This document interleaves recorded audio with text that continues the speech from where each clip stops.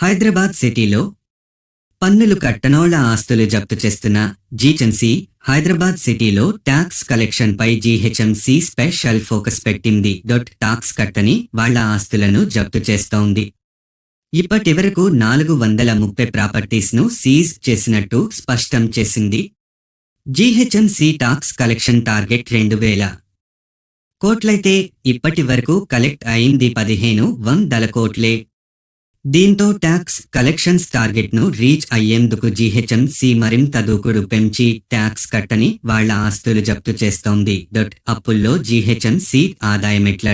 Greater Hyderabad municipal corporation 2024-25 ఏడాది budget రూపాయలు 7,937 కోట్లు. అసెంబ్లీ బడ్జెట్లో ప్రభుత్వం కేటాయించింది 1,100 కోట్ల రూపాయలు.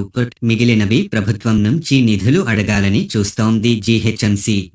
ఇప్పటికే పీకల్లోతూ అప్పుల్లో ఉన్న జీహెచ్ఎంసీ ఈ ఏడాదంతా నడవాలంటే ఆదాయంపై దృష్టి పెట్టక తప్పదు. గత ప్రభుత్వ హయాంలో ఆస్తి పన్నులు సైతం సరిగా చెల్లించలేదు. 9 ఏండ్లలో బీఆర్ఎస్ ప్రభుత్వం బల్దియాకు రూపాయలు 1,776 కోట్లు మాత్రమే నిధులు ఇచ్చింది. దీంతో రూపాయలు 7,113 కోట్లు అప్పు చేయాల్సి వచ్చింది. ప్రస్తుతం రోజుకు ₹1.30 కోట్లు వడ్డీ చెల్లించాల్సి వస్తోంది. ప్రాపర్టీ ట్యాక్స్, టౌన్ ప్లానింగ్ నుంచి ఆదాయం రాకపోతే జీతాలు కూడా అందని పరిస్థితి ఉంది.